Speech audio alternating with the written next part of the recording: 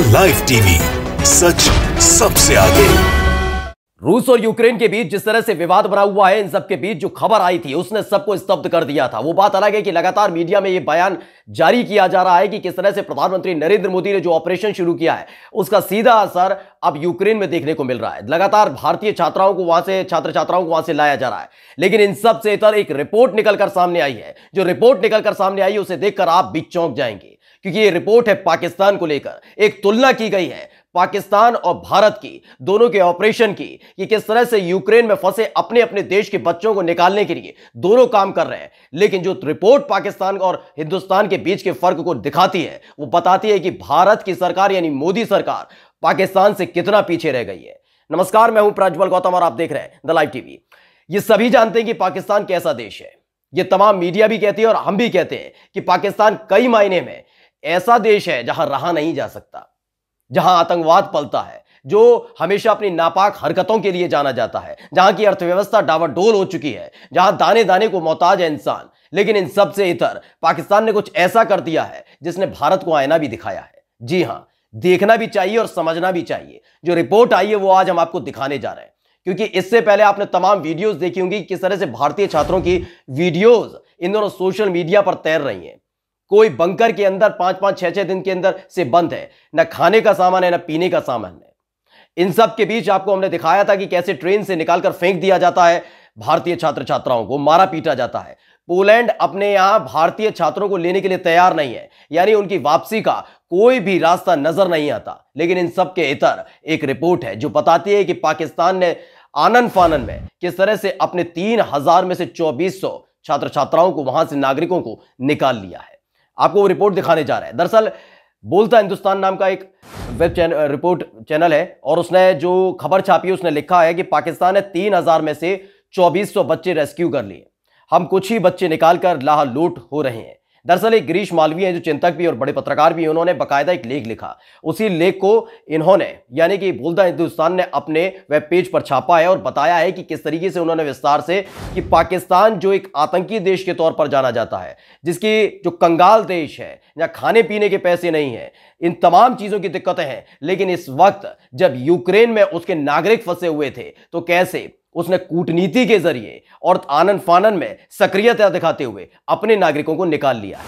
कुल मिलाकर बताया जा रहा है कि पाकिस्तान के 3000 नागरिक, जिसमें छात्र छात्राएं भी हैं, वहां यानी कि यूक्रेन में रह रहे थे। 3000 कुल मिलाकर तकरीबन 3000 है, जिसमें से अब तक 2400 छात्र छात्राओं को वहां से निकाल लिया गया है, नागरिकों को निकाल लिया गया है। लेकिन हमारे यहां क्या हो रहा है, गिरीश मालवीय ने बाकायदा अपनी पोस्ट में पूरा कच्चा चिट्ठा छापा है। उसने बताया है, गिरीश मालवीय ने अपनी रिपोर्ट में, अपने लेख में बताया है कि किस तरीके से जब वो पोलैंड पहले भेजा जा रहा था कि पोलैंड की सीमा पर जाइए, वहां पर लताड़ दिए जा रहे थे, भगा दिए जा रहे थे हमारे बच्चों को, हमारे बच्चों से बदतमीजियां की जा रही थी।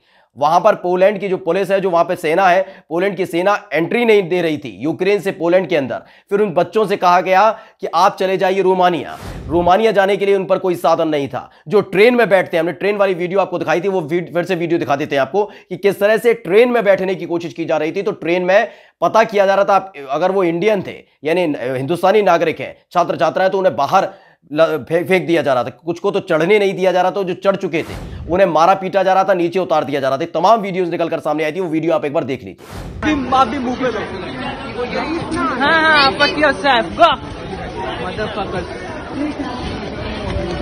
All Indians are still standing here. We were standing at the first and now they are only allowing Ukrainians to go on our seats. All Indians are stuck here. I don't know what to do. And India is giving us advisory to go to railway stations. We try to change 3 trains and they are doing it same everywhere.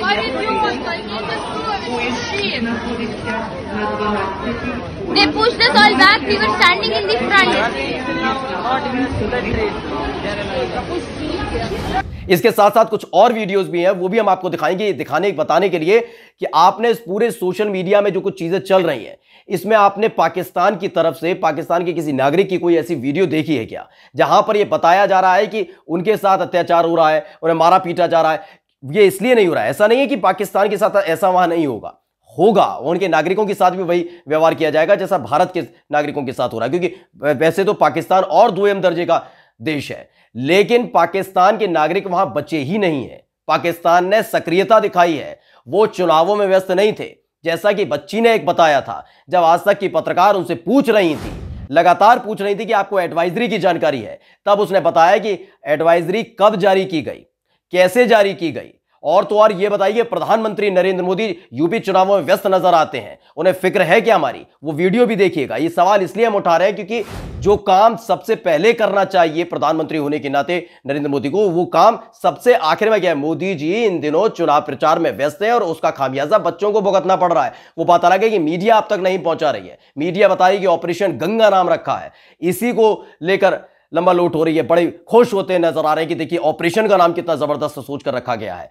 आप सोचिए कि कितने 18,000 से ज्यादा छात्र छात्राएं बताए जाते हैं, उसमें से अभी तक 1,000-2,000 ही बच्चे वापस आ पाए। अभी भी काफी तादाद में बच्चे वहां फंसे हुए हैं, नागरिक फंसे हुए हैं, उनको लाने का कोई प्लानिंग नहीं है, अभी भी इंतजार किया जा रहा है। मतलब आप एक तरीका समझिए। और जो इस बीच जो खबर आई वो तो और दहशत भरने वाली थी कि किस तरीके से हमारे देश के एक नागरिक, एक छात्र, 21 साल के छात्र की वहां पर बमबारी में मौत हो जाती है। ये एक दुखदाई खबर है और शर्मसार करने वाली खबर है। लेकिन पाकिस्तान की तरफ से आपने खबर नहीं सुनी होगी।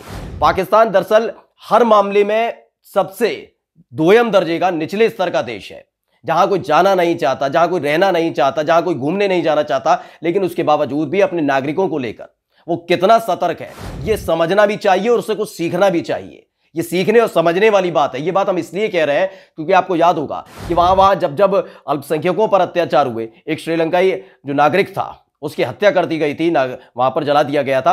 उस दौरान भी साफ तौर पर इमरान खान सामने आए थे और उन्होंने साफ तौर पर कहा था कि इस पूरे मामले को मैं देखूंगा। लेकिन हमारे ही देश में जब अल्पसंख्यकों के, यानी कि मुसलमानों को निशाना बनाया जाता है, मस्जिदों पर हमला किया जाता है, उनके नरसंहार का जिक्र किया जाता है, तो हमारे ही देश के प्रधानमंत्री कुछ भी नहीं बोलते। मन की बात तो घंटों घंटों करते हैं, लेकिन एक बार भी कुछ बोलने के लिए तैयार नहीं होते। लेकिन इस पूरी खबर ने, इस पूरे घटनाक्रम ने, यूक्रेन में जो घट रहा है, पल पल घट रहा है, जिस तरह के हालात वहां बद से बदतर होते जा रहे हैं, उसने एक नसीहत हमारे सामने पेश कर दी है, एक नजीर पेश कर दी है। उसने बता दिया है भाई कि अपने नागरिकों के बारे में कौन सबसे ज्यादा सोचता है। साथ मौजूद है, उनके साथ बहुत सारे छात्र भी मौजूद हैं, उनसे बातचीत कीजिए। अभी हालात वहां पर क्या है? नई एडवाइजरी भी भारतीय स्टूडेंट्स को लेकर लबीना जारी की गई है, क्या ये जानकारी उन तक पहुंची है? लबीना, मैं आपको पता है कि नई एडवाइजरी आप लोगों के लिए जारी की गई है। एडवाइजरी कितने दिन पहले जारी करी थी? तब से नई एडवाइजरी आई है अभी, उसके बारे में कोई जानकारी है? एडवाइजरी के बारे में हाँ, मैंने अभी थोड़ी देर पहले देखा है कि उसमें बोल रहे हैं कि वहाँ पे बॉर्डर से आपको निकाला जाएगा। पहली बात तो ये मैं क्वेश्चन करना चाहूंगी कि आज यहाँ पे इंडियन सारे यहाँ पे क्यों फंसे हुए हैं? मोदी जी आप कहाँ थे? एक महीने से आप यूपी इलेक्शन में बिजी थे, आप कहाँ थे? आज यहाँ पे कोई यूएस सिटीजन क्यों नहीं फंसा है? बाइडेन को कैसे पता चला और आपको कैसे नहीं पता चला? हम लगातार आपको मेल कर रहे हैं, लगातार यहाँ पे संजय रावत जो कि एम्बेसी के वो है, उनका कॉन्टैक्ट नहीं लग रहा है। यहाँ पे आपके एम्बेसी के बंदे इतने कम है, आप क्या कर रहे हो? लिटरली क्या कर रहे हो? आपने बोला बॉर्डर पे आओ, हम पार कराएंगे। बॉर्डर पे हम आके खड़े हैं, बॉर्डर पे क्या मदद है? सिर्फ 2 लोग हैं, 2 लोग से 50,000 20,000 बच्चे निकल पाएंगे? तो अभी बहुत, आप भी क्या कहना चाह रही थी? पहले से बहुत समय से आप बोल रही हैं, बताइए। मैं ये बोलना चाह रही हूँ, कल एडवाइजरी आई थी कि आप जहाँ पे रीजन में हैं वहीं रहे, लेकिन हम वहाँ सेफ नहीं फील कर रहे हैं। वहाँ पे बहुत सारी आवाजें आ रही है, हमें बार बार बंकर्स में जाने के लिए बोला जा रहा है। तो 5 राज्यों में विधानसभा चुनाव में जीत हासिल करना भारतीय जनता पार्टी की और प्रधानमंत्री नरेंद्र मोदी की प्राथमिकता है। यह बात हम इसलिए कह रहे हैं क्योंकि आपने तमाम वीडियोस देख ली होंगी। अभी तक उन वीडियोस को लेकर अभी तक जो ऑपरेशन चलाने की बात की जा रही है, जरूर मीडिया आप तक पहुंच बता रहा है कि वहां पर कैसे भारतीय छात्रों का आवाभगत किया जा रहा है, अभिवादन किया जा रहा है, तमाम चीजें हो रही। लेकिन ऐसा नहीं है, छात्र छात्राएं खुद खोल रहे हैं पोल। उनका कहना है कि मत देखिए न्यूज चैनल, मत देखिए न्यूज चैनल, ये झूठ बोल रहे हैं सारे के सारे, हम पर बीत रही है, हम जानते हैं। लेकिन क्या पाकिस्तान की तरफ से जारी कोई आपने वीडियो अब तक देखा ये किसी छात्र का कि मैं पाकिस्तान का रहने वाला हूं, इमरान खान ने ये किया वो किया? बात पाकिस्तान की नहीं है, बात अमेरिका की भी है, बात और देशों की भी है, जिन देशों के नागरिक यूक्रेन में रह रहे थे।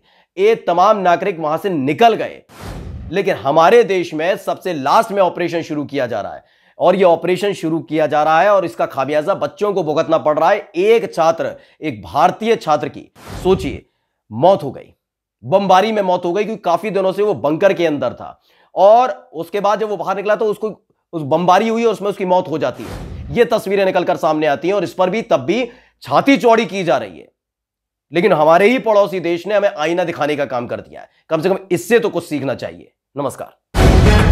द लाइव टीवी, सच सबसे आगे।